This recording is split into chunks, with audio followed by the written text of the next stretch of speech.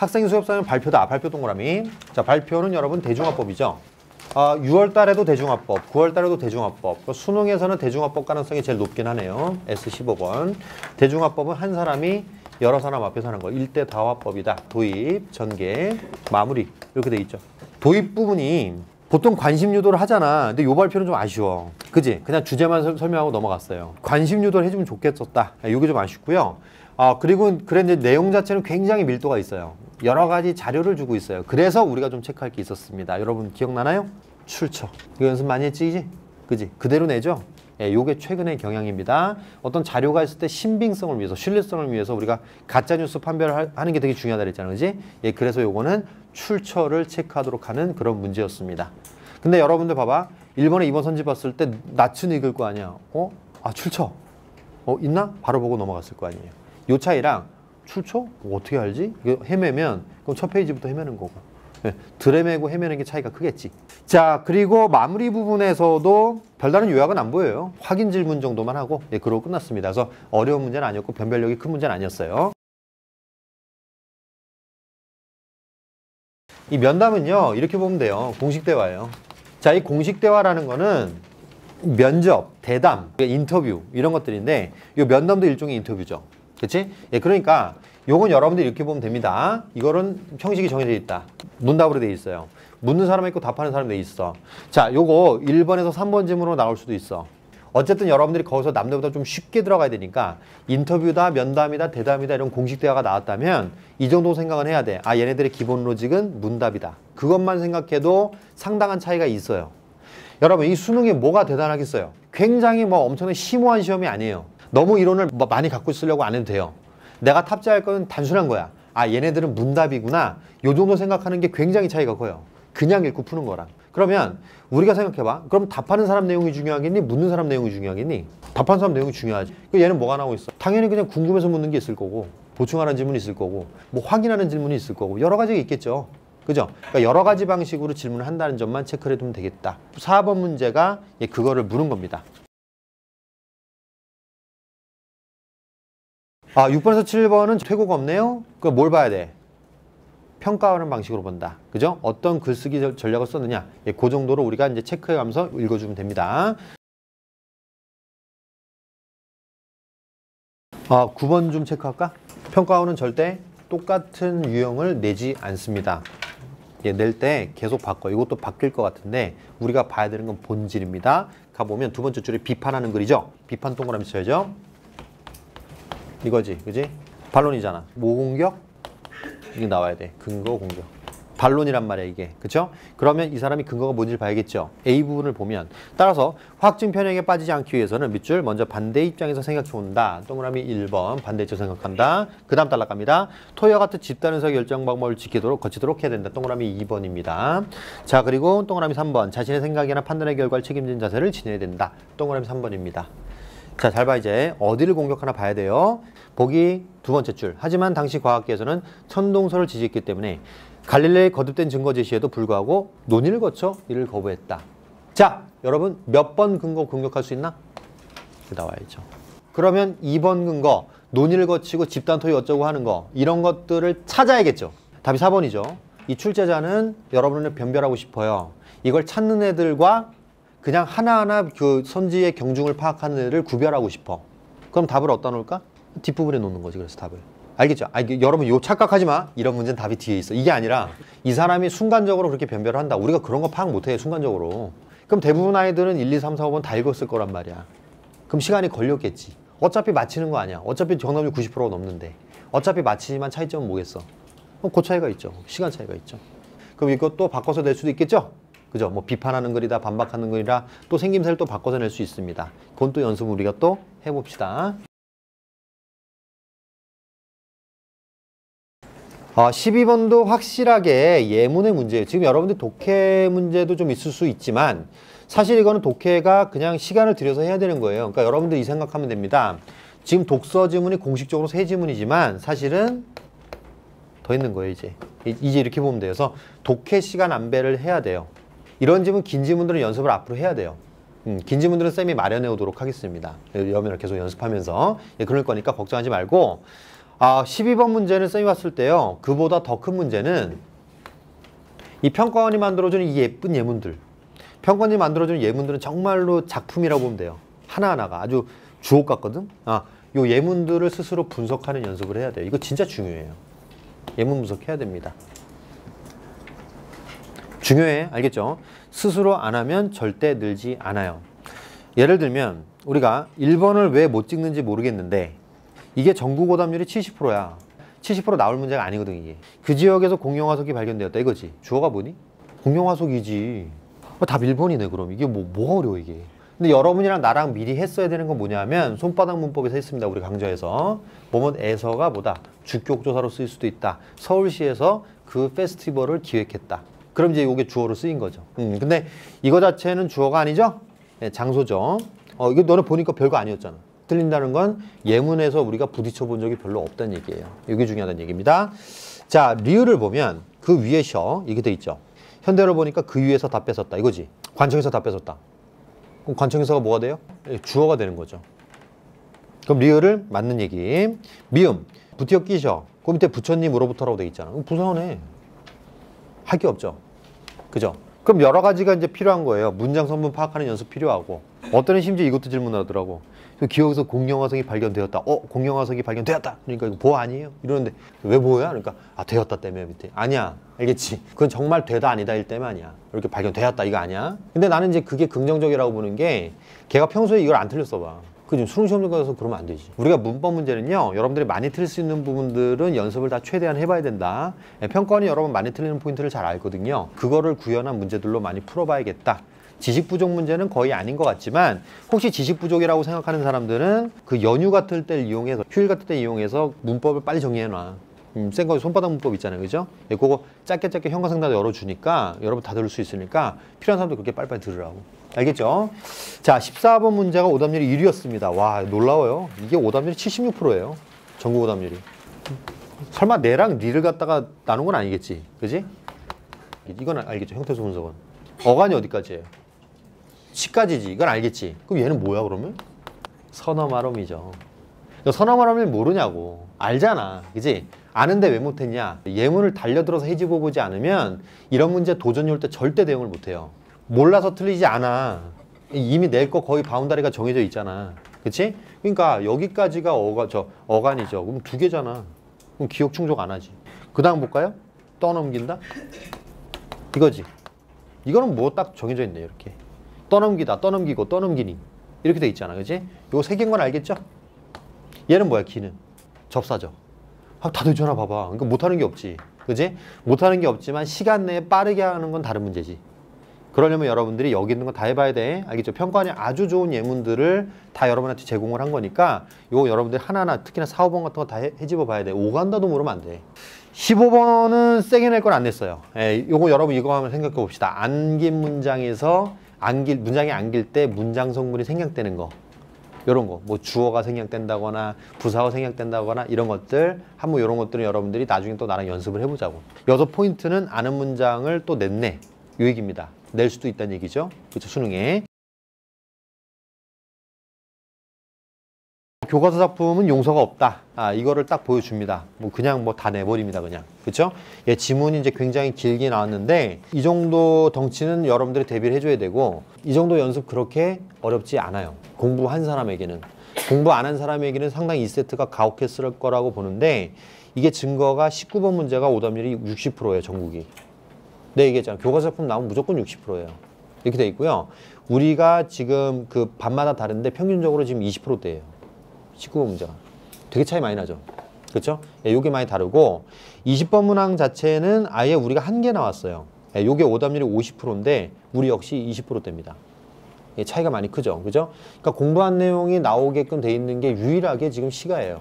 대부분 아이들이 여기서 많이 말렸을 거예요. 그러니까 맞히는 건 당연한 거고 시간 단축까지 해야 돼요. 그건 정말 공부로 커버가 되잖아. 공부로 커버가 되는 게 몇 개가 있어. 문법 13, 14, 15번 문제 있잖아. 단독 문제들. 얘들은 공부로 어느 정도 커버가 되고 얘 같은 경우에도 공부로 커버가 된단 말이야. 특히 고전식이 확실해 이거는. 낯선 게 나올 수도 있어. 낯선 게 나온다 하더라도 우리는 로직을 배워놨잖아. 그지? 그 로직대로 읽으면은 현대어로 나오기 때문에 더 쉬워요. 근데 물론 뭐 공부 안 해도 어차피 다 어려워요. 그거는. 그러니까 우리 여기서 잡아갈 수 있으니까 우리만 유리한 그림이니까 이거 예상합시다. 알겠죠? 뭐 관동별곡이 나온다든가 요 정도도 우리가 예상을 좀 해놓자고. 알겠죠? 자, 가지문 보니까 이거죠. 자연 속에서의 풍류. 가는 이게 나온 거고, 나 같은 경우에는 자연 속에서 진리탐구, 자연 속에서 학문. 얘들아 봐봐. 그래서 얘네들은 어떻게 된다 해서 완벽하게 호환이 된다 그랬지. 그지? 그건 쌤이 이제 굉장히 강조한 내용이죠. 이쪽에서는 뭐야? 알리 없이 혼자로다. 혼자서 즐기는 걸 좋아하지만 이쪽에서는 같이 하는 걸 좋아해요. 같이 탐구하는 거. 그쵸? 예, 가볼게요. 그러면 문항으로 들어가면 17번 문제는 뭐 우리가 너무 했던 선지들이 다 녹아 있는데 결국에는 같은 내용을 갖다가 어떻게 세련되게 표현하느냐의 문제예요. 이게 보면 1번 선지 청자화자가 동질 아니죠. 홍진에 붙인 분내들아 인해성이었다는 거 대조하고 있잖아요.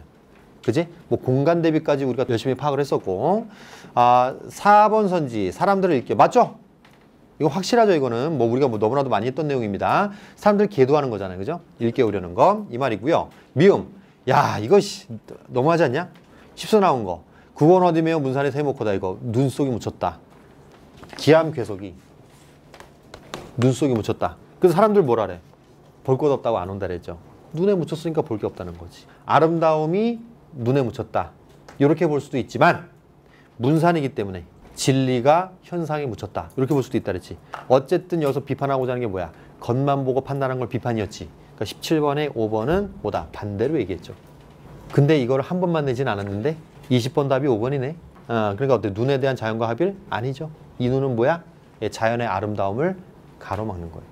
이걸 미리 공부 안 하면 대응이 되겠니? 난 솔직히 미리 공부 안 하면 대응 안 될 거라고 봐요. 시험장에서 이걸 새로이 파악하면 되겠냐고 걔가. 안 되지. 그지? 나 이거 수능에 나왔어야 된다고 봐요. 나오면 무조건 10수 나온다고. 얘기했잖아. 왜? 예전에 10수가 안 나왔어요. 2004학년도에 안 나왔단 말이에요. 그래서 이게 지금 확실하게 물어볼 수 있는 거였는데 역시 뭐 예상한 대로 그대로 물어봤습니다. 아니, 괜찮아요. 그래도 뭐 어차피 뭐 쌤이 뭐 세트 버렸지만 만들어 놓은 세트 버렸지만 그 마련은 다 해놨어요. 그러니까 어차피 다른 것도 마련을 해놓으면 되니까 얘보다 강력한 거 많아요. 아직도. 그죠? 도선12곡도 있고 뭐 관동별곡도 있고 여러 가지 있죠. 뭐 출세곡도 있고 여러 가지 있잖아요. 그죠? 그럼 우리가 준비를 하면 됩니다. 자, 19번. 3번 선지 별로 마음에 들진 않지만 2번 선지 같은 거. D가 고3구곡담이죠. 자연이잖아. 그지? 4번 선지 같은 거. 자신의 D의 평화를 정하면서 생긴 변화가 뭐예요? 번님내가 오셨잖아요. 이거 이제 사람들이 몰렸잖아요. 그죠? 그리고 20번에 4번 선지 봅시다. 자, 강학과 영어론풍. 강학, 세모, 영어론풍, 역세모 할까? 그러니까 어떻게 했어요? 모순 없이 어울리죠? 우리한테는 굉장히 이게 당연한 얘기인데 실제로 요게 전국적으로 10%가 넘게 이걸 찍었단 말이야.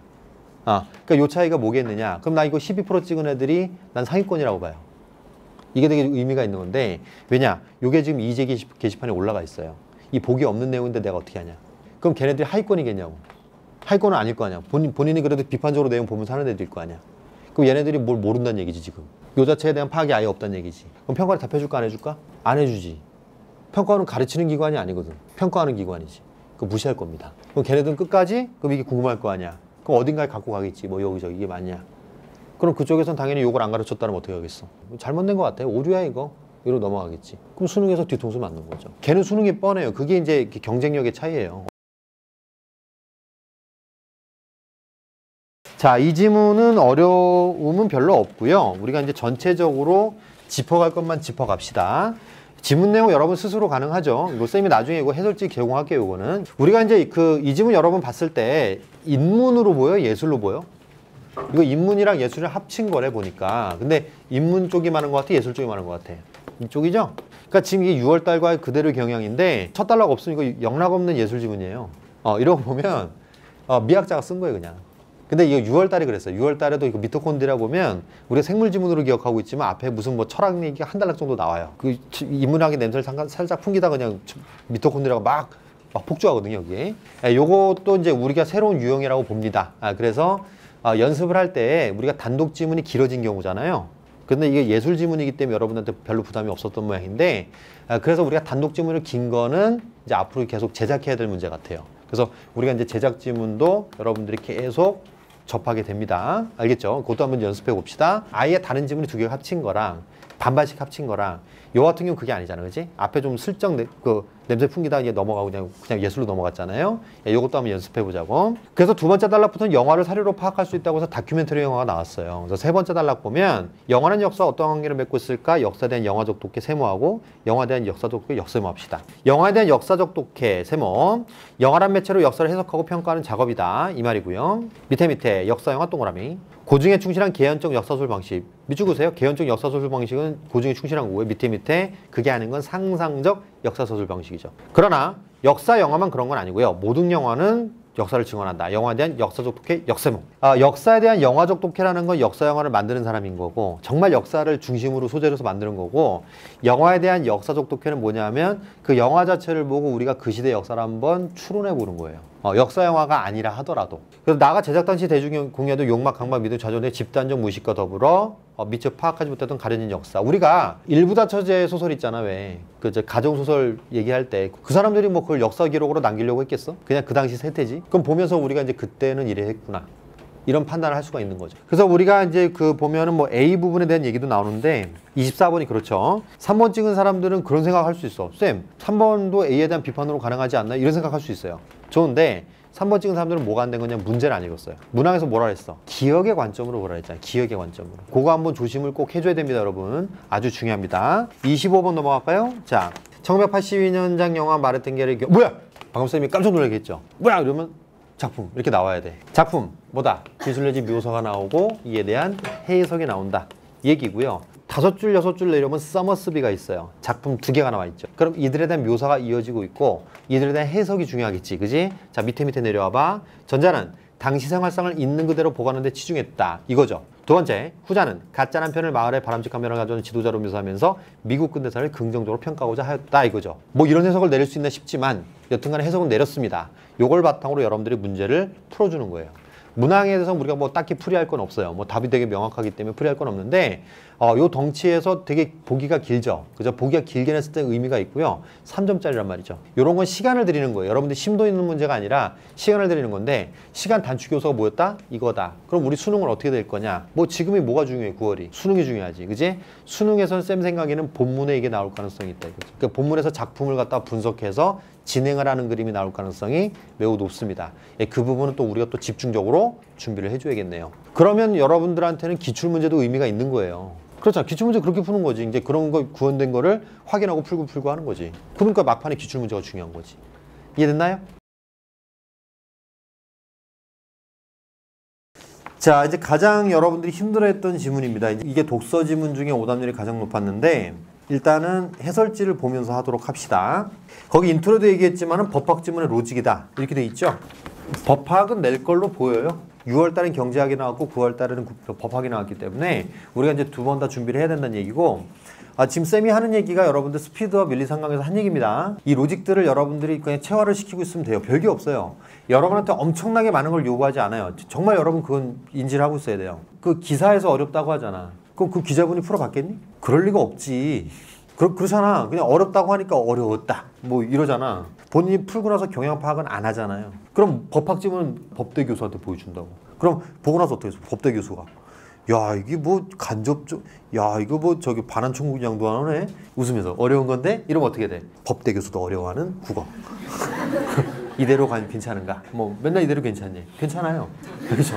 괜찮지 않은 적이 없습니다, 여러분. 그러니까 그렇기 때문에 여러분들이 이제 그 말을 믿고 그냥 겁먹지 말고 그냥 이거는 여러분 풀라고 내는 문제입니다. 그럼 이 기본적인 로직을 가지고 좀 이해를 하자고. 잘 모르겠으면 이것만이라도 생각하세요. 용어. 이거 100% 낸다는 소리예요. 알겠죠? 용어 개념 주는 대로다.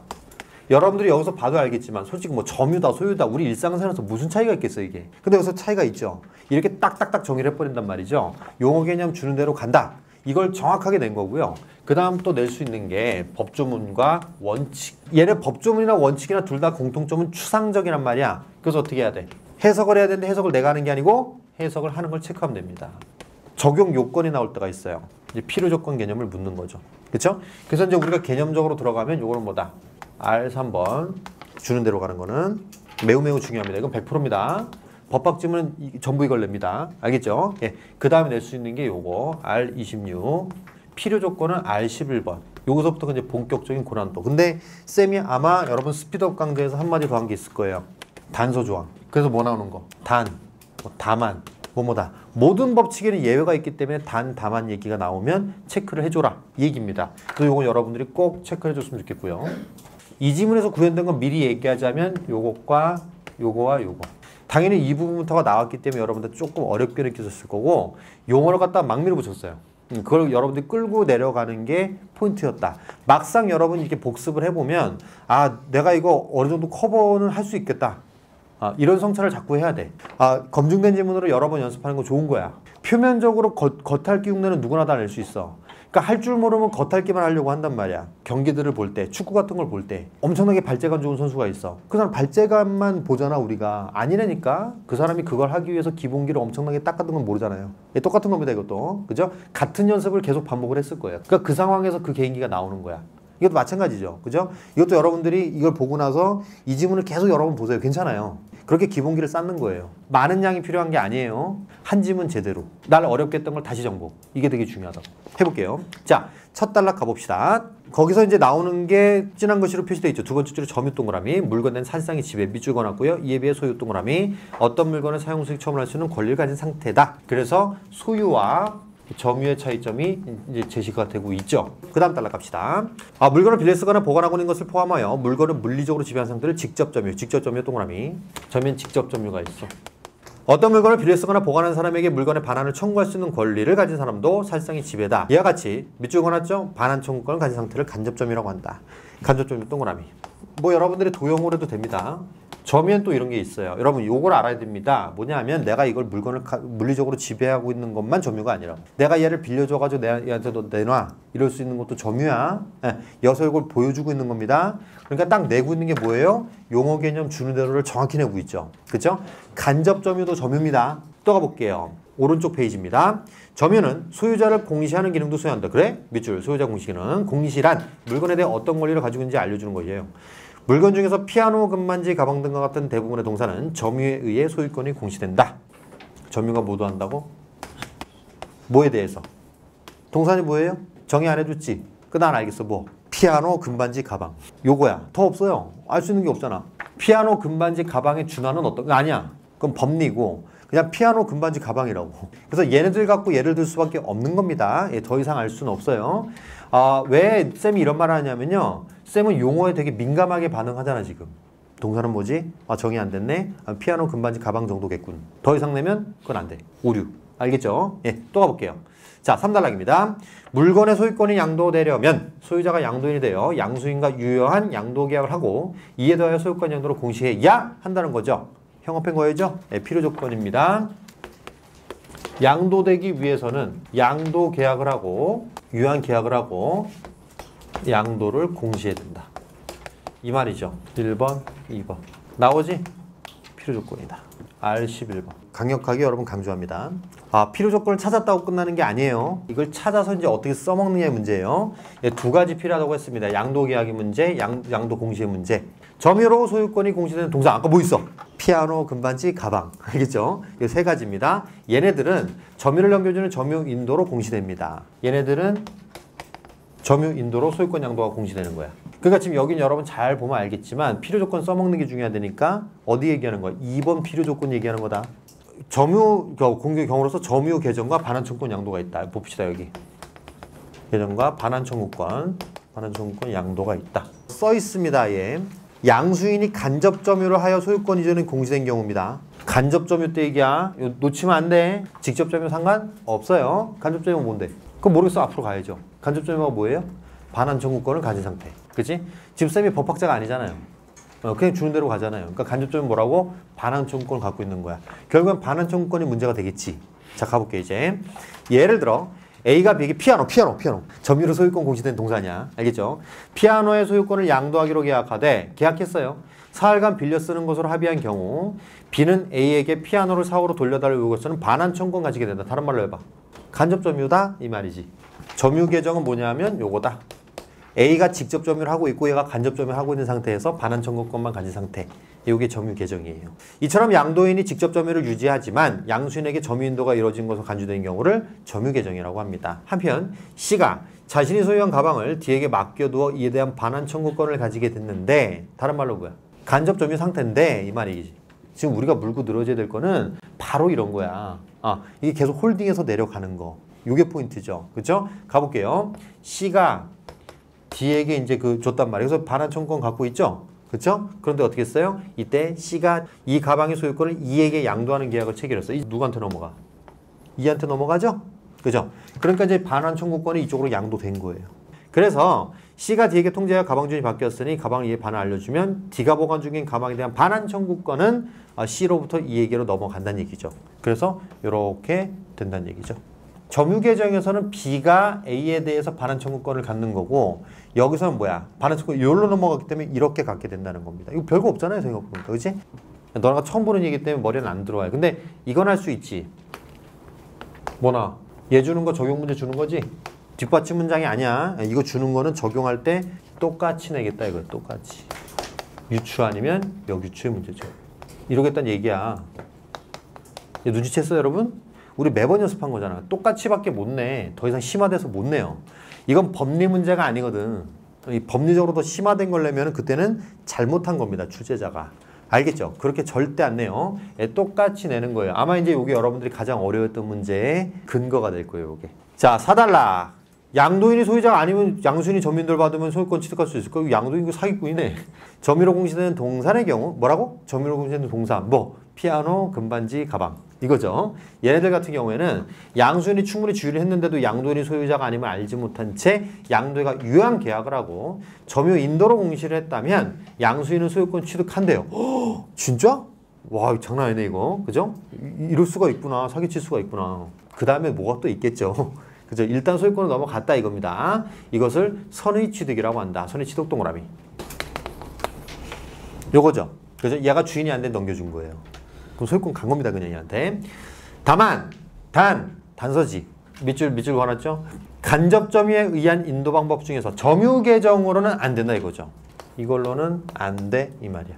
그럼 B 같은 경우 소유권 못 받습니다. 맞아 읽어볼게요. 선의 취득으로 양수인이 소유권을 취득하면 원래 소유자는 원하지 않아도 소유권 상실하게 됩니다. 그 다음 갑시다. 5달러. 반면에 국가가 관리하는 공적 기록인 등기, 등록으로 공시돼야 되는 물건. 뭐가 공시되는데요? 소유권. 홀딩을 해야지. 이걸로 공시되는 물건은 아예 선의 취득 대상이 아니다 이겁니다. 예, 선의 취득 요거 안 돼. 등록이나 등기의 경우 안 됩니다. 됐죠? 그럼 보세요. 법률이 등록 대상으로 규정한 자동차, 항공기의 동산이야. 동산이 두 가지구나. 어떤 거? 피아노, 금반지, 가방 같은 그런 동산이 있고 자동차, 항공기 같은 동산이 있는 거예요. 이런 동산이 있고 저런 동산이 있는 거야. 알겠죠? 이 말이고 토지, 건물과 같은 부동산은 등기다. 이 말이군요. 얘네들은 여러분 선의 취득 돼야 안 돼요? 안 됩니다. 여러분 얘네들은 소유권 공시가 어떻게 되죠? 점유로 되나? 아니라고. 소유권 공시가 뭘로 된다고? 등록과 등기로 되는 거야. 이건 국가가 개입해서 해주는 거예요. 피아노나 금반지 같은 내가 갖고 있으면 뭐 누구한테 팔아도 되나 봐. 그치? 그럼 소유권 넘기고 돈 받고 도망가는 거예요. 이렇게 되는데 악용하지 말고 여러분. 근데 이거 같은 경우는 뭐예요? 이거는 국가가 아예 그냥 맡아서 해주는 거야. 이건 얘 거야. 아예 정해주는 거죠. 사실 자동차나 항공기는 어마어마하죠. 그건 뭐 금반지 될 게 아니지. 이러한 고가의 재산에 대해 선의 취득을 허용하게 되면 원래 소유자 의사에 반하는 소유권만큼 맞죠? 선의 취득 자체가 원래 소유자 의사에 반하는 거잖아. 그지? 그래서 거래 안전에만 치중하고 원래 소유자의 권리보다 경시한 것에 대해 바람직하지가 않다 이 얘기입니다. 거꾸로 말했을 때 얘네들은 거래 안전보다는 소유자 권리가 중요한데 얘네들은 거래 안전이 더 중요하다는 얘기예요. 거꾸로 봤을 때. 가볼게요. 자, 문제. 자, 27번 문항입니다. 윗글을 이해한 내용으로 적절하지 않은 거. 정답은 5번입니다. 잘 봐 이제. 뭘 냈나? 가방의 소유권을 양도하는 유효한 계약을 체결하면 공시 방법이 갖춰지지 않은 효율권이 말도 안 되죠, 여러분? 여기서 뭐예요? 필요 조건이지? 이거 두 가지 다 돼야 돼. 한 가지도 안 되면 안 되지. 근데 선지 내용이 뭐야? 얘만 하면 얘는 안 해도 된다 이거죠. 말이 안 되죠? 네, 필요 조건에서 완벽하게 틀렸습니다. 알겠죠? 이 정도 통찰은 가져야 돼. 이건 기초의 기초. 알겠죠? 근데 대부분의 학생들이 안 가진 걸로 보여요. 그래서 여기 전국오답률 53% 나왔죠? 여러분은 몇 프로냐면 20%예요. 차이가 이만큼 커요. 근데 내가 중요한 얘기를 했잖아, 저번에도. 요게 지금 전국 오답률이 53%잖아. 그럼 이게 시험에 이렇게 또 내면 53%또 나와요. 우리의 목적은 뭐야? 요 20%에서 더 줄이는 거야. 이 53%는 절대 안 줄어듭니다, 전국적으로는. 왜? 걔가 여태까지 그렇게 공부를 안 했단 소리 아니에요. 이 냉정한 얘기지만 9월달은 거의 파이널이라고 보면 돼요. 솔직히 평가를 난 사악하다고 보는데 중간 점검을 할 거면 3월달, 6월달에 봐야 돼. 맞잖아. 9월달에 이미 어느 정도 얘가 공부를 다 해왔는데 뭘 바꾸겠어? 바꿀 리가 없잖아요. 그죠? 그러니까 9월달 본 거는 최종적인 학력을 본 거예요. 여러분들이 지금 20% 나왔다는 건 굉장히 경이로운 수치고 이 부분에서는 우리가 더 치고 올라가야 돼요. 자, 여러분 4번 선지가 그죠? 4번 선지가 오답률이 좀 높은 편이었습니다. 전국적으로 해볼게요. 가방에 대해 누가 소유권을 갖고 있는지를 알게 해주는 방법이 점유다. 맞아요. 아, 점유가 소유권 공시해준다 그랬잖아. 뭐를? 가방을. 가방이 뭐야? 피아노, 금반지, 가방. 아, 요 동산이죠? 그쵸? 예, 좋습니다. 28번 또 가볼까요? 여러분 이제 아까 A부분 우리가 읽었고요. 5번 가볼게요. 자, 오른쪽입니다. 유효한 양도 계약으로 피아노, 금반지, 가방. 그죠? 피아노에 대해 직접점이나 간접점. 왜요? 양도 계약 다음에 뭐가 있어야 돼? 똑같은 문제야, 1번이랑. 1번이랑 똑같아, 답이 지금 메커니즘이. 양도 계약하면 이것도 해야 되지. 이거 뭘로 해요? 그렇죠. 점유라는 거죠. 됐죠? 점유에 뭐가 있어? 직접과 간접이 있어. 맞는 얘기죠. 또 필요 조건. 두 문제나 똑같이 냈어요. 이게 이 정도로까지 평가원이 배려를 해요. 왜냐하면 지문을 더 길게 낼 수는 없으니까 이제 그 선지가 중복되거든? 이 중복해서라도 내는 거야. 그러니까 이게 탑재된 애들은 되게 쉽죠. 이거 또 냈네? 이렇게 생각하지만 이게 두 개가 다른 문제로 보였다면은 많은 학생들은 이게 힘들었겠죠. 그렇죠? 29번 갑니다. 오답률 7입니다. 59%입니다. 점유로 공시된 동산, 그 다음에 등록 대상인 동산. 두 개 다르죠? 그죠? 그 다음에 부동산 이 얘기입니다. 2번이 답인 건 알겠죠? 등록 대상인 동산 같은 경우에는 뭐다? 소유자 권리가 거래 안전보다 중요하다고 아예 나와 있는 내용이고요. 3번 선지 별표 좀 해놓을까? 잘 만든 선지입니다. 예, 요 문제만큼은 3번 선지가 여러분들도 많이 헷갈려한 것 같아요. 디귿은 기업과 달리 뭐다? 부동산은 동산과 달리 이거지. 그지? 물리적 지배 대상이 아니므로 끊어봐 점유로 공대일 수도 없다 이거죠. 자동차 같은 건 물리적 지배 못하나? 그건 아니죠. 그렇게 풀 수도 있고요. 물리적 지배 대상이 아니므로가 틀렸어요. 그렇게 볼 수도 있고 하나 더. 얘네들은 뭘로 공시돼요? 등기라고. 건물에 우리가 물리적 지배할 수 있잖아. 지키고 있으면 되잖아요. 그러니까 물리적 지배가 안 되는 게 아니라고. 그 얘기를 하자는 게 아니고 무슨 말이냐면 얘네들은 이걸로 공시가 되는 거예요. 이걸로 공시가 된다며. 자동차는 이거, 건물은 이거라고. 지금 디귿은 이거잖아. 디귿은 이걸로 공시가 된다고. 아니, 뭐가 어려워 그게. 그지? 이걸로 공시가 되기 때문에 점유로 공시가 안 되는 거야. 공시 방법이 다른 거죠. 간단하죠? 여기서 답은 저 2번이 되는 거고 3번은 틀린 거예요. 자, 30번 갑니다. 오답률이 2위, 72%죠. 그죠? 우리 학생들은 50%대로 나왔습니다. 우리 학생들도 많이 틀렸네요. 그래도 전국 오답률은 70%가 넘죠. 그죠? 갑과 을은 갑이 끼고 금반지. 알겠지? 이제 알겠죠? 금반지입니다. 예, 금반지 어때요? 점유로 소유권 공시가 되는 요거죠. 금반지 소유권을 을에게 양도하기로 계약을 하고서는 갑과 을의 갑이 금반지를 보관하다가 을이 요구할 때 넘겨주기로 했어. 됐나? 여러분 그럼 을의 입장에서는 뭐예요? 반환 청구권을 갖고 있는 거죠. 을은 뭐하고 있지? 간접 점유죠. 이런 걸 뭐라고 그래? 점유 계정이라고 하는 거예요. 그러니까 지금 B자리에 을이 들어간 거고 여기에 갑이 들어간 거예요. 여러분들이 이 정도 경험치가 있는 게 되게 중요한 것 같은데 아 내는 건 요 정도다라는 선을 미리 좀 준비를 했으면 안단 말이어서 평가원이 누차 강조하는 말이 그거예요. 제발 좀 기출문제 좀 봐라. 이 얘기거든. 근데 애들 기출문제 거들떠도 안 본단 말이야. 그게 문제인 거지. 그치? 근데 사실 심리는 이해해. 새로운 문제 풀고 싶은 욕구는 있잖아요. 그러니까 두 가지를 병행해야 돼요. 그럼 가장 좋은 방법은 새로운 문제를 풀면서 이 원칙을 그대로 확인하는 거죠. 그게 우리 수업 때 하는 일이지. 좀 더 효율적으로 해보려고. 뭔 말인지 알겠지? 쌤이 계속 확신을 줬잖아. 아, 그대로 나온다고. 또 가볼게요. 을은 소유권 양도 계약을 할 때 믿었고 확인도 했고요. 을은 일주일 후 병과 유효한 소유권 양도 계약을 했고 갑에게 통지하여 사후 로 병에게 금반지를 넘겨주라고 알려줬다. 이거야. 을이 이제 갑한테 넘겨받은 다음에 맡겨만 놓은 거죠. 그래서 갑이 직접 점유하고 을이 간접 점유한 거. 근데 누구한테 넘겼어요? 이거지 뭐. 을이 갑으로 간 건 점유 계정이고 을이 병으로 간 건 뭐예요? 반환 청구권 양도죠. 그거 써놨어 내가 얻다가. 갑과 을은 점유 계정이고 두 번째 화살표 을과 병은 반환 청구권 양도다. 그래서 중요한 게 있죠. 갑이 만약에 사기꾼이었어. 이건 점유 계정인데 사기꾼이면 선의칙도 돼야 안 돼요? 안 돼. 안 되는 거야. 그래서 답이 3번이야. 알겠지? 갑이 사기꾼, 소유자가 아니었더라도 병은 을로부터 을이 가진 소유권, 을이 가진 소유권이란 말이 성립이 안 돼. 을은 소유권을 가질 수 없어요. 을은 선의취득의 대상이 아니에요. 을이 갑으로부터 얻은 건 점유계정이기 때문에 이때는 소유권 이전이 성립하지 않습니다. 그래서 선지 자체에 을의 소유권이란 말은 어불성설이다. 2번 선지 볼게요. 갑이 금반지 소유자였다면 을은 갑으로부터 물리적 지배를 넘겨받지 않았으나 점유인도 받은 것으로 간주하는 점유계정이죠. 4번 선지. 갑이 금반지 소유자가 아니었더라도 을은 반환청구 양도. 그럼 반환청구 양도 자체는 성립한 거지 그거는. 그건 합법적으로 성립한 거죠. 그렇죠? 5번. 갑이 금반지 소유가 아니었더라도 병이 계약할 때 양도인이 소유자라 믿었고 양도인이 소유자인지 확인하기에 충분히 주의했다면 소유권 취득한다. 병의 입장은 그래요. 왜? 반환청구 양도 자체는 선의 취득이 성립하죠. 안 한다고 안 했으니까. 하지만 요거는 점유계정 안 되기 때문에 을은 안 되는 거예요. 병의 입장에서 보장받을 수가 있는 거죠. 이거 권리를 보호받을 수가 있는 거죠. 어쨌든 권리구제 신청하겠지. 그래서 답은 3번이 되겠다. 36번 같은 경우 어휘 문제 뭐 발생한다는 뜻이니까 여러분 각자 풀 수 있을 걸로 보입니다. 장기전인데 굉장히 독특하게 나왔어요. 그죠? 우리가 예상 못한 범주로 나왔는데 일단 장기와 딱뿌리의 태도가 대비가 되죠. 허를 찌른 거는 장기가 우리가 생각하는 그런 장기가 아니었다. 상당히 여기서는 지혜롭고 현명하다. 이렇게 볼 수가 있겠고요. 그래서 여기서 이제 드러난 게 뭐냐면 서대주를 대하는 태도가 달랐다. 장기는 목적을 이루기 위해서 예의를 지켰고 딱뿌리는 오만했고 그래서 결국엔 이제 징벌을 받게 되는 이제 그런 구조입니다. 여기서 이제 우리가 체크를 할 건 이거예요. 말하기 방식. 우리가 장기전에서 봤던 그 로직이 다르게 구현된 거죠. 그렇죠? 우리가 이제 장기전에서 봤던 로직은 이제 그 논리적으로 어떠한 근거를 대고 어떠한 논의를 펼치느냐 그거였고 그건 상당히 고난도였고요. 요건 낯선 부분이라 어렵지 않았어요. 간단하게 예의를 갖추는 이유 이런 게 나왔고요. 그걸 잘 봤는지 물어보는 게 34번 문항이겠죠. 뭐 오답률이 우리 현관생들은 높진 않습니다. 4번 선지를 보면 12지가 딱부리게 골을 내는 장면이다. 그죠? 여종이 골을 내는 이유는 뭐예요? 예의 없이 구니까. 가난해서 그랬다는 얘기는 당연히 아니고요. 32번에 3번 선지 보면 속담과 예글을 삽입한 거 맞는데 내적 갈등 강조는 아니죠? 자, 그리고 35에서 37인데요. 낯선 시가 나온다. 확실히. 당연히 이제 올해도 확정이다. 이 얘기인데 낯선 시를 기본적으로 이해하는 거 여기서 평가 잘 못한 것 같아요. 쉬웠어 되게. 근데 이제 어떤 낯선 시가 나오냐 이거죠. 수능 시험장에서도 솔직히 말해서 이거보다 셀 것 같진 않아. 근데 일단 우리가 생각할 거는 뭐냐면 이거죠.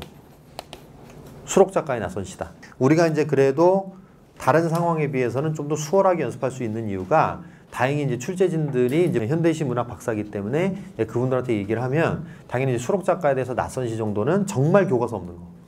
그런 것들은 내줄 수가 있을 것 같아요. 그래서 이제 그 부분 쌤이 어느 정도 해결해 주도록 하는데 어차피 그렇다 하더라도 그게 나온다는 보장은 절대 없어요. 가능성은 굉장히 희박하겠죠. 그죠? 우리가 이제 교과 개념에 맞는 걸 읽어본다는 의미, 요거고요. 교과 개념을 왜 얘기하냐면 여기 여러분 해설지 보면 알지만은 굉장히 그 개념어 정리가 많이 돼 있어요. 이게 쉬운데 개념 요소들이 많이 들어있다. 알겠죠? 그럼 결론을 내면 이거예요. 수록 작가의 낯선 시인데 개념이 많이 들어가 있는 거. 이렇게 결론을 낼 수가 있어요. 그래서 여러분들이 평소에도 이게 그 개념어 정도에 좀 민감하게 좀 반응을 해주고 요건 이제 쌤이 이제 갖고 오면 여러분들이 연습하고 해설지를 통해서 또 학습하고 요걸 하도록 합시다. 요것부터 학습하세요. 그 청명이란 건 안 나오겠지만 실제로 이제 여러분 여기 정리되어 있는 내용들은 나올 수가 있단 말이죠. 음성 상징어라든가 청각적 심상이라든가 이런 말들 정도는 굉장히 많이 나오겠죠. 겸양의 표현까지 나왔어요. 그죠? 뭐 이연에 보면 나는 가장 고급지 못한 노래꾼이 된다. 이런 걸 보면 겸양의 표현까지 나왔단 말이야. 그러니까 요게 지금 소설까지 나올 수 있는 거죠. 이제 겸양의 표현이라는 코드 자체가. 이것도 한번 생각을 해보자는 얘기고 이거는 이제 그 출제자가 맘먹고 낸 것 같은데 너네 청명이라는 절기 알아요? 모른단 말이야. 알겠지? 청명이라는 절기가 봄이에요. 첫째 주면 가을이에요. 이거 갖고 허를 한번 찌르려고 했는데 아무도 안 찔렸어요. 그래서 이게 청명은 그 절기로서의 청명이 아니라 푸른 하늘이라는 청명이 푸를 청자예요. 알겠지? 그래서 이제 여기서 하고 싶은 말은 이 청명이라는 어휘 자체를 문맥적으로 판단해라. 일단은 수록 작가가 지금 김영란께 나왔기 때문에 이제 김영란 씨는 안 나온다는 건 알겠죠. 6월 달에는 오기현의 낯선 시가 나왔기 때문에 또 안 나온단 말이죠. 그건 뭐 출제선에서 우리가 보너스로 제외하도록 하고 그 다음에 또 나올 게 디귿 부분을 보면 두 번째 줄에 고향을 찾았다, 내 집을 들었다 이렇게 돼 있잖아. 그치? 이거는 한번 짚고는 가자고. 이시랑 관계가 없어요. 내 감각이 머물 곳을 찾았다, 내 정서가 머물 곳을 찾았다 이 얘기거든. 그 자연 친화예요 그냥. 여기서 이렇게 끝나는데 쌤이 그래도 어쨌든 용어가 나왔으니까 챙기긴 해보자는 얘기야. 고향이나 집이다 라고 할 때 11번 근원적 안식처다. 그럼 이제 이런 개념들을 담은 작품들은 한번 볼 필요는 있을 것 같아요. 어쨌든 언급은 했으니까. 생태주의라는 거는 뭐 이거는 예상이 됐던 부분이긴 합니다. 그러니까 워낙 이제 최근에 또 트렌드이기 때문에 이 부분 9월달에 나온 걸로 보이고요. 그건 중요한 얘기는 아니고요. 초록바람의 전원 같은 경우는 타노스 해설지 162페이지에 여러분들이 보면 되겠고요. 뭐 해설지로도 나갔습니다. 자, 이제 스마트폰의 위치 측정이죠. 여러분 다시 해설지로 갈까요? 이것도 강조 많이 했지. 이제 올해 9월 달에 기술 질문이 나올 거고 수능에서도 가능성이 매우 높다. 이렇기 때문에 여러분들이 남은 기간 동안에 이제 기술 질문의 기본 로직을 자꾸 익혀야 돼. 그래 구조라는 게 고정돼 있지 않다니까. 유형별로 할 수가 없어. 유형별로 하면 1000개를 넘게 해야 돼. 이 기술 질문 가지고도. 사람마다 구조는 다르게 쓸 수 있어요. 하지만 로직은 똑같죠. 우리가 수학의 공식을 가지고 엄청나게 많은 문제를 만들어낼 수가 있죠. 똑같은 얘기라고. 우리가 글의 겉모습의 구조를 암기하는 거는 상당히 어리석은 짓이에요. 그거는. 그 수학 문제 외우는 거랑 똑같은 거야. 그거 할 시간에 차라리 로직을 한번 더 돌리는 게 낫다고. 기술이라는 건 여러분 어차피 궁금한 게 원리일 거 아니야. 결국 이거 설명할 때 원리부터 설명을 못 한다니까. 왜? 이 기술에 대해서 원리 설명하려면 뭐부터 알아야 돼? 이 기술의 기본 구조부터 알아야 돼. 구조, 베이스라고 할게요. 베이스. 기초판부터 알아야지 이걸 설명을 할 거 아니냐. 베이스부터 알아야지 원리를 한다. 항상 이런 구조예요. 가장 이쁜 글의 구조는 구조 설명을 쫙 해주고 그 다음에 원리 설명하는 거겠죠. 하지만 그거는 여러분 아이들이 그 글의 구조 자체를 외워버리는 경향이 있기 때문에 그걸 중간중간 바꿀 수는 있는 거죠. 1번 구조 설명하고 1번 원리 설명할 수 있고 2번 구조 설명하고 2번 원리 설명할 수도 있는 거지. 그치? 그건 정해진 바가 없다고. 그러니까 여러분이 알아야 될 건 뭐냐면 어떤 기술이 나오면 기초적인 구조부터 설명을 하고 원리 설명하겠지. 여기가 딱 끝나면 구조가 또 나올 수 있는 거예요. 그럼 제2의 구조와 제2의 원리 설명할 수도 있고 이런 생각도 해봐야 된다고. 그러니까 그런 반응을 할 수 있는 그런 기회가 되는 질문이에요. 이게. 막상 읽어보면 여러분들이 정보량이 되게 많은 게 아니거든. 근데 많게 느껴지게 보인단 말이야 이게. 그 부분이 중요한 거예요. 자, 1달러 볼게요. 스마트폰은 다양한 위치 측정 기술이다. 이거죠. 기술 지문이구나. 위치를 측정한다. 위치엔 절대위치, 상대위치가 있다. 그래서 절대위치 얘기했고 상대위치 얘기했습니다. 기본적인 베이스입니다. 이게 절대위치, 상대위치. 베이스 얘기했고요. 그 다음 달러 갑시다. 실외에서는 난 여러분 이게 눈에 들어왔으면 좋겠는 거야. 실외. 기본적인 수품 봐야 돼. 알겠죠? 이게 실외판이야. 실외에서는 주로 스마트폰 단말기에 내장된 GPS나 IMU입니다. 여러분 각자 읽어보도록 합니다. 실외에서는 GPS고요. 절대 위치는 상대 위치는 IMU입니다. 이들 간에는 각자 장단점이 완벽하게 맞물리죠? 이들은 상호 보완적이다. 상보적이다. 이렇게 이해하면 되겠고요. 3달러 갑시다. 한편 실내, 이번엔 실내야. 실내에서 위치 측정에 사용 가능한 방법으로는 블루투스 기반의 비콘을 활용하는 기술이다 이거죠. 비콘은 이거지. 또 뭐야? 또 베이스. 절대위치, 상대위치 얘기해 준 건 이제 실외에 대한 것에서 끝났고 사실은 그래서 이제 베이스 얘기를 또 해준 겁니다. 비콘 베이스야 이렇게 얘기해 준 거야. 그럼 여러분 용어를 캐치를 해야 돼요. 명심하길 바랍니다. 용어 홀딩 알겠죠? 용어에서 당한 거예요. 여러분들이 이 문제에서는. 이거 솔직히 진짜 맘먹고 어렵게 낸 것도 아니야. 왜 그러냐면 단계도 그렇게 세게 안 냈거든. 원리 부분에서 인과 아니면 단계잖아. 그거까지 내지도 않았잖아 지금. 그치? 해볼게. 비콘은 실내에 고정 설치되어 비콘마다 정해진 식별번호와 위치정보가 포함된 신호. 얘들아, 비콘의 신호에는 뭐가 있어요? 식별번호와 위치정보가 있어요. 비콘들은 동일한 세기의 신호를 사방으로 보내지만 비콘으로부터의 거리가 멀어질수록 장애물이 많을수록 신호의 세기가 약해진다는 거죠. 비콘에서의 거리나 장애물 수가 많아질수록 어떻게 한다고? 신호 세기가 반비례한다고. 어김없이 상관관계가 나와준 거죠. 거의 뭐 예상하는 대로입니다. 그냥 준비한 거에서 벗어날 리가 없죠. 원칙대로 하는 건데. 그리고 대단한 원칙들도 아닌데요 뭐. 그치? 그러니까 여러분들 여기서 상관관계 체크했는지를 체크하고 알겠죠? 자, 여기까지가 기본적인 베이스입니다. 그래서 단말기가 비콘 신호에 도달거리로 진입하게 되면 단말기 안에 수신기가 이 신호를 인식하고요. 이 신호를 이용하며 이차원 평면 내에서 알 수가 있다 이 얘기인데 얘들아 봐봐. 비콘으로부터의 거리가 신호 세기에 반비례하잖아. 그러니까 단말기 입장에서 볼게. 단말기가 비콘에서 멀면 어떻게 돼요 그러면? 비콘의 신호 세기가 약하겠죠? 그러니까 이건 이렇게 볼 수 있는 거야. 오른쪽 페이지로 가면 세 번째 화살표 볼게요. 단말기와 비콘 사이의 거리로 볼 수도 있는 거죠. 단말기와 비콘 사이의 거리와 신호 세기는 반비례 관계다 말할 수 있지. 단말기랑 비콘 사이에 장애물이 있으면 신호 세기가 약하다고 할 수 있죠. 그 다음 얘기입니다. 그 다음 단락 갑니다. 4단락입니다. 근접성 기법입니다. 번호 붙여놨죠. 단말기가 비콘 수신하면 해당 비콘의 위치를 단말기 위치로 정해요. 밑줄 그어놨죠. 여러 비콘 신호를 수신했을 경우에 신호가 가장 강한 비콘의 위치를 단말기 위치로 정하게 되고요. 그래서 이제 첫 번째가 근접성 기법. 두 번째, 삼변 측량 기법은 3개 이상의 비콘으로부터 수신된 신호 세기를 측정하여 단말기와 비콘 사이 거리를 환산한다. 그래요? 그래서 각 비콘을 중심으로 이 거리를 반집으로 하는 원은 그리고 그 교점을 단말기 현재지 정하거나 교점이 없으면 중심점이다. 봅시다. 삼변 측량 기법이죠? 그런데 계속 모의고사 연습할 때 여러분한테 굉장히 강조했던 내용이 있죠? 뭐지? 시험지를 펼쳐놓고 풀어라. 시험지를 펼쳐놓으면 어떻게 되겠어요? 펼쳐놓으면 뭐가 나와요? 그림이 나옵니다. 알겠죠? 명심하세요. R25 그림 문항이었죠. 그림 문항은 그림부터 보니까 그림이 있죠? 오른쪽으로 오게 되면 그림 넣어놨죠 내가? 문항에 있는 그림입니다. 알겠죠? 이걸 가지고 활용하면 된다는 거고 삼변 측량 기법은 이제 원이 나오죠.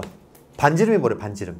비콘에서의 거리를 갖다 환산을 해갖고 한 게 결국에는 반지름이고 그게 결국 원의 크기죠. 그러니까 원의 크기는 뭘 반영해? 일단 거리 반영하는 거죠. 원의 크기와 신호 세기는 판비례 관계가 되는 거죠. 이렇게. 요건 알겠지. 그러니까 이걸 하는 게 포인트였어요. 그러니까 어차피 여러분들이 중요한 건 언어적으로 연결하는 거예요. 상관관계 파악하는 게 1차적으로 중요합니다. 근데 그것만 가지고도 맞힐 수 있는 문제를 내는가 하면 이걸 써먹어야지 내는 경우도 많단 말이야. 그럼 고난도겠지. 여러분들이 어차피 고난도까지 준비하려고 온 거 아니겠어? 상관관계 찾는 거 중요해. 중요한 거 맞아. 걔가 무조건 문제를 풀 수 있게 만드는 건 아니야. 주객이 전도되면 안 돼. 걔는 좋은 수단을 잡은 거야. 평가원이 여러분들한테 우호적으로 다가오면 그 잡은 것만으로도 점수를 줘요. 왜냐하면 그 못 잡은 애들도 많기 때문에. 근데 우리한테 정말 만점으로 중요한 건 뭐냐면 얘를 써먹는 겁니다. 알겠죠? 자, 우리가 비콘에서 거리를 요걸로 환산했다고 했으니까 이거 자체는 뭐다? 신호세기가 반비례합니다. 그리고 이런 말도 할 수 있어요. 원의 크기가 크다는 건 신호세기가 약하다는 거니까 원의 크기가 크다는 건 거리가 멀다는 뜻일 수도 있고 장애물이 있다는 뜻일 수도 있겠죠. 그림을 보게 되면 비콘 1, 2, 3이 있잖아요. 비콘 3이 제일 크네요. 비콘 3이 제일 크니까 신호세기가 제일 센 거죠. 아니지? 거꾸로지? 비콘 3이 가장 약하다는 얘기입니다. 지금 신호세기가. 이게 핵심이었어요. 결국엔 상관관계를 갖다가 어떻게 적용할 수 있느냐의 문제를 낸 겁니다. 이거는 위치지도 기법. 자, 보세요. 위치지도 기법은 측정 공간을 작은 구역으로 나눠서 각 구역마다 기준점을 설정하고 그 주위에 비콘들을 설치한다. 그리고 송실 기준점에 도달하는 신호세기를 측정한다. 이거죠. 자, 지나갔어요. 여러분, 지금 여러분 딱 봤을 때 약간 당혹스럽잖아요. 뭐가 지나갔다. 나오잖아. 그럼 다시 봐야 돼. 위치지도 기법에 뭘 줬어? 또 베이스 줬어. 이 질문이 이래서 여러분들을 괴롭힌 거예요. 베이스 원리 설명을 할 때 조금 주고 설명하고 조금 주고 설명하고 하니까 대부분 이걸 놓친단 말이에요. 기준점이란 말이에요. 기준점을 바탕으로 비콘을 해갖고 어쨌든 중심은 기준점이에요. 여기서는. 그래서 이걸 위치지도로 기록해 놓고요. 이 작업을 모든 기준점에서 수행한다. 여기까지가 위치지도의 기본 구조다라고 해놨지 내가. 특정한 위치에 도달한 단말기가 넘깁니다. 비콘 신호로 수신하게 되면 신호 세기를 측정한 뒤 비콘의 식별번호와 함께 서버로 전송합니다. 서버는 수신된 신호 세기와 가장 가까운 신호 세기를 갖는 뭐를? 비콘을? 아니죠. 기준점을. 그지? 찾아서 이 기준점의 위치를 주는 겁니다. 비콘 위치를 주는 게 아니고 비콘을 직접적으로 활용하는 게 아니고 뭐야? 기준점을 바탕으로 활용하는 거예요. 방식이 좀 다릅니다. 이해됐어요? 그래서 마지막 단락을 뚫을 수 있는 게 여러분들의 핵심이었고요. 이거 쉽게 낸 게 아니에요. 그래서 3번에 걸쳐서 여러분들이 베이스 다시 이렇게 해줘야지만 풀 수 있는 지문이었던 겁니다. 왜 그런지 알겠죠 이제? 그렇죠? 이걸 쉽게 쓰지 않으면 재구성하면 돼요. 베이스부터 쫙 설명하고 이제 원리 설명하면 되거든. 그게 기존 방식이에요. 근데 이제 구조도 캐니 뭐니 하면서 자꾸 구조를 외우니까 안 되겠네? 이러고 구조를 쏙 바꿔버린 거죠. 로직은 유지하면서. 자, 문항으로 갑시다. 38번 오답률 8위 54%입니다.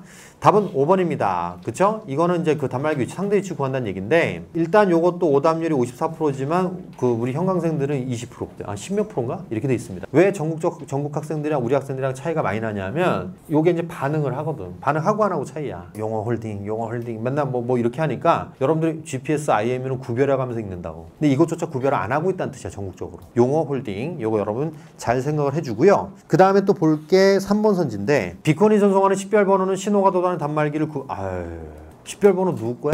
비콘 거지. 식별 번호가 왜 있어요? 비콘을 식별하려고 있는 거죠. 그래서 완벽하게 틀린 선지입니다. 39번 오차에 대한 설명. 이건 뭐 안 읽어도 되겠죠? 답은 당연히 5번이다. 오차가 누적되기 때문에 누적되는 문제 때문에 GPS랑 호환한다 그랬지. 40번 오답률 전국은 64% 우리 학생들은 30% 후반대예요. 위치지도 기법에 대한 이해다. 이 얘기입니다. 3번 측정된 신호세기가 서버에 저장된 것과 가장 가까운 뭐라고? 기준점. 용어 홀딩 여러분 체크하도록 하고 4번 가볼까요? 비콘을 이동하여 설치하면 정확한 위치 측정을 위해 데이터베이스를 갱신할 필요가 없다. 별표해봐. 이런 추론을 하면 좋지만 추론을 보통 못하고 선지를 대할 가능성이 되게 높아요. 여러분들이 실제로 읽으면서 이걸 미리 파악하기 쉽지 않겠죠. 연역이 아니란 말이야. 그럼 이제 이선지를 댔을 때 어차피 이선지가 걸림돌이었을 거야. 틀린 사람들은. 그치? 그럼 이선지를 봤을 때 여러분이 안 본 내용이라는 게 바로 인지가 돼요. 이거는 못 본 것 같은데? 그럼 본문으로 간단 말이야. 찾아. 없어. 됐죠? 일단은 못 본 것 같은 데에서 멈춰도 돼요. 그게 더 좋아요. 못 본 것 같은데 그냥 찾아서 없어. 그다음 어떻게 해야 돼요? 그때부터 갈등이 시작돼. 얘는 글자로 안 써있는데 어떡하지? 얘가 확실히 안 써있고 3번은 써있는 느낌이 들어. 확실히 안 써있는 거 고르자. 땡! 이렇게 넣는단 말이야. 생각을 잘해야 돼. 안 본 거야. 그럼 뭐라고 그래야 돼? 추론이구나. 이래야지. 여러분들이 이제 수능 시험장에서 해결해야 되는 전제가 4번이에요. 지금 글자로 안 나와서 틀린 게 아니고요. 생각 자체를 어떻게 하냐면 자기가 읽은 거에 대한 불신을 갖고 있어요. 추론된 생각이 드는 순간 동의할 수 있나? 이렇게 보는 거예요. 자, 그럼 정리하자. 읽은 내용이 아니다. 추론일 것이다. 두 번째, 동의 여지를 살핀다. 이 두 단계를 꼭 기억하세요. 그 전제는 읽은 것에 대한 신뢰. 그럼 동의 여지 한번 살펴볼까요? 4번 가볼게. 비콘을 이동하게 되면 기준점 자체가 뭐 중심으로 한 거야? 비콘 중심으로 한 거죠. 그럼 비콘을 이동하게 되면 뭐가 되겠어? 정보가 달라지겠죠. 당연히 갱신해야죠. 그럼 어떻게 해요? 보니까 어려운 문제는 아니었다. 이런 선지입니다. 착각하면 안 돼. 추론하라는 소리가 아니야. 추론 나온 걸 동의할 수 있느냐 그걸 묻는 거예요. 자, 옆으로 갑시다. 그림 있는 문제죠. 41번 문제입니다. 오답률 65%입니다. 그림에서 결론 냈죠? 아래로 두 번째 화살표 정도를 보면 각 원의 크기와 신호세기는 반비례한다는 결론을 냈습니다. 그리고 이제 여기서 하나 변수는 장애물이 있다는 점. 이 얘기입니다. 3번 가볼게요. 실제 단말기 위치는 3변 측량 기법으로 했다면 측정된 위치에 비해서 비콘 3m 가까이 있겠군. 이거지. 이 그림을 내가 그려놨어요. 그러니까 그림 그대로 여러분 그냥 써먹었습니다. 그냥 3변 측량 기법에 따르면 여기서 단말기 위치는 거기 빨간 점으로 보여요. 단말기 위치 표시한 대로 보여요. 혹자들 이런 말 하는 애들 있어요. P 아닌가요? 교점이니까? 그럴 수도 있어요. 근데 요거는 아닌 걸로 보이는 게 4번 선지 때문에 안 돼요. 현재 위치에서 P 방향이라고 했으니까 현재 위치가 P면은 이 선지 자체가 말이 안 돼요. 출제자가 요 중간으로 낸 걸로 보여요. 비콘 3 앞에 그 Q 지점에 있는 장애물이 없어지면 원의 크기가 커져 작아져? 작아지지? 신호세기가 세지니까 작아지겠죠. 작아진 걸 그림으로 표현했죠. 그 밑에. 그럼 여러분 중심점은 어떻게 되겠어요? 단말기 위치 1에서 단말기 위치 2로 이동하겠죠. 비콘 3에 가까워지네요. 자동으로 4번도 틀렸고요. 5번 선지는 여러분 풀 수 있을 겁니다. 그러면 선지만 읽어볼게요. 단말기에서 측정되는 비콘 2의 신호세기가 약해진다면 이거지. 원의 크기가 커져 작아져? 작아지겠네? 아니지? 커져야겠죠? 자, 다시 시험지로 돌아옵니다. 이제 마지막 자서전도 쓰십시다 얘기인데 이거를 갖다 거부한단 말이에요. 누구에 대한 자서전이면 최 선생과 피문호 씨. 최 선생 같은 경우에는 완벽한데 좀 믿을 수 없는 완벽함이죠. 너무 꼰대 같기도 하고. 그래서 이제 이거는 좀 위선의 느낌이 좀 많이 나는 거예요. 피문호 씨는 여러분들이 이거 하는 행동으로 봐서 절대 해주면 안 되는 사람이죠. 되게 속물적이다. 44분의 복이랑 관련해서 한 얘기인데 결국에 이제 작가의 글쓰기에 대한 성찰인 거죠. 글쓰기는 어떻게 되는가? 그죠? 작가는 자기 경험에 대해서 다 이렇게 미화하기 마련이에요. 그건 어쩔 수 없는 거예요. 사람이 자기 자신에 대해서 객관적일 수가 없거든. 결국에는 우리가 이제 글을 쓸 때 위선적으로 쓸 것도 아니며 남의 글을 쓸 때도 그런데 내 글 쓸 때도 그러면 안 되겠죠. 그리고 속물적으로 써서도 안 된다. 너무 상업적으로 써서 안 된다. 그런 걸 보여주는 게 바로 이 작품의 논리예요, 사실은. 근데 이미 지나간 거기 때문에 상관은 없고요. 우리는 이게 관련 있는 게 아니고 우리는 요걸 체크해야 됩니다. 15페이지 가볼게요. 맨 위를 보면 세 번째 줄. 사람이 도대체 어떻게 이럴 수가 있느냐. 한 인간 생애에서 어떻게 그럴 수가 있단 말인가. 이 깐깐하고 결백스러운 노인이서라도 어찌 따뜻한 아름을 먹어 좋은 음식에 대한 바람이 전혀 없을 수 있는가. 아무리 없건 극기에 세웠던들. 그지? 어떻게 그럴 수가 있는가. 이 노인이 어찌 끝끝내 신화들지 않고 있는 것인가. 그것이 진리로 부끄러움이 될 수는 없단 말인가. 요거죠. 여기서 이제 우리가 이거를 캐치를 해야죠. 뭐?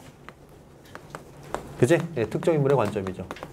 이거 보니까 3인칭인데 완전히 뭐야? 지우개 입장에서 얘기를 하는 거죠. 15페이지 맨 아래로 가볼게요. 불현도 최상윤 선생이 이리 처참스러운 곤욕을 견딜 수 있는 상황처럼 떠올랐다. 최상윤 선생과의 약속이 그의 참성이 보태기 시작했다. 이런 자의 자선전달을 대표하려 했다니. 최상윤 선생과 같은 분에게조차 내 주관을 굽힐 수 없었다니. 이 주기 아닌가? 뭐야? 시점이 분명히 3인칭인데 내 주관이라고 했잖아. 그러니까 시점이동이란 말이야. 그러니까 어쨌든 이런 방식을 통해서 뭘 보여준 거야? 내적 독백의 로직을 그대로 보여주고 있죠. 이거는 여러분 나랑 준초에 있어서 굉장히 집중적으로 했던 사안입니다. 그렇죠? 예, 수능 완성이 다 이렇게 돼 있어요. 전부 다. 출제위원은 EBS 문제를 풀지 않아요. 하지만 지문은 확인해요. 첫째 지문 보면서 내적 독백이 있네? 이거네? 두 번째 보니까 또 있네? 세 번째 보니까 왜 이래 이거? 네 번째 이런? 다 보니까 다 있네? 그럼 어떻게? EBS 연계하라고 하니까 그래? 그럼 뭐 이걸로 한번 해주지 뭐. 자서전들 쓰십시다의 EBS 부분에서 다른 부분을 요게 좀 잘 드러난 부분을 낸 거예요. 오히려 여러분들 분명히 EBS 부분 보면 알지만 막 시점 이동까지는 안 나와요. 그래서 시점 이동까지 나와버렸어요. 아예. 수능을 위해서 남은 기간 동안 어떻게 공부하냐면 요 로직을 대비해야 될 것 같아 보니까. 첫 번째는 그 가능성이 있어요. EBS에 있는 작품이 또 이게 나오겠죠. 그럼 쌤 생각에는 수능 완성보다 수능 특강에 있는 부분에서 요걸 낼 수가 있죠. 두 번째는 수능 특강에 그런 게 없다면 낯선 걸로 내겠죠. 그럼 낯선 걸로 낼 수 있는 부분은 우리가 기출문제로 연습하면 될 것 같아요. 이게 EBS 연계 작품이 아니라 하더라도 이런 게 잘 그려져 있는 작품을 연습하면 그것도 연습이 될 것 같습니다.